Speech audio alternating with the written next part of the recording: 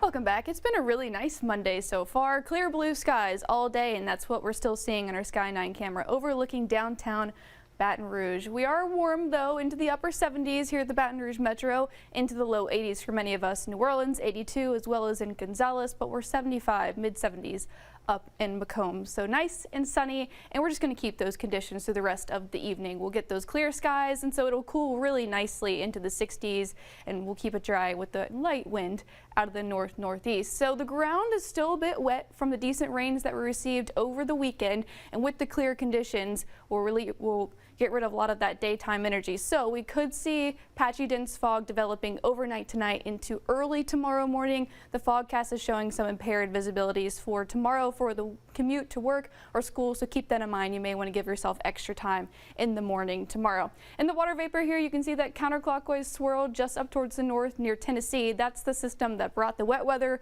through the weekend. That's well off towards the east. That's going to continue to move east. But we've got another cool down on the way, and that's going to bring a cold front through. This is that counterclockwise spin up towards the way up north and west. This is going to drop down towards the south and deepen across the central and eastern part of the country. This is really going to pull in that chilly air, and we're going to feel that by later this week.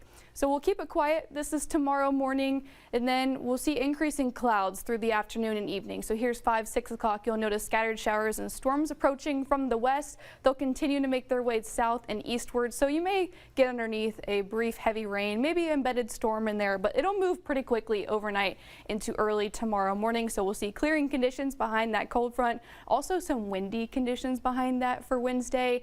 But we'll get that nice cooler air getting ushered in throughout the day on Wednesday. So look at our forecast lows. By Thursday morning, waking up into the upper 40s, certainly going to need a jacket. And look at Friday for Halloween, low 40s. And it looks like we may keep the 40s right on through the weekend and possibly into early next week. Afternoon highs, I do think will be a touch warmer tomorrow, but then dropping into the 60s Wednesday and Thursday, possibly the upper 60s for Friday in the afternoon for Halloween, and then we'll see a bit of a warming trend arriving by the weekend into early next week. Over in the tropics, we have a monster of a Category 5 Hurricane Melissa that's just to the south of Jamaica. Sustained winds as of the latest advisory, 175 miles an hour and a central pressure at 906 millibars. It is moving devastatingly slow at the northwest at 3 miles an hour. This is expected to make landfall in Jamaica tomorrow morning as a major hurricane. Devastating impacts, catastrophic, life-threatening for Jamaica, parts of Cuba. As a major hurricane, it'll continue to track up towards the north and east. So still a hurricane as it passes over the Bahamas, and it really isn't until later this week that it really starts to weaken. So National Hurricane Center still has it as a Category 1 hurricane by Thursday and into Friday as well before we really see that weakening by this weekend.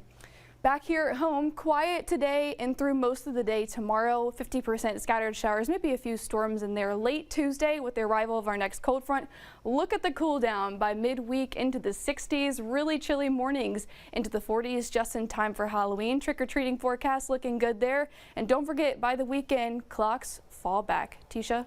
All right, Sydney, thank you. Hurricane Melissa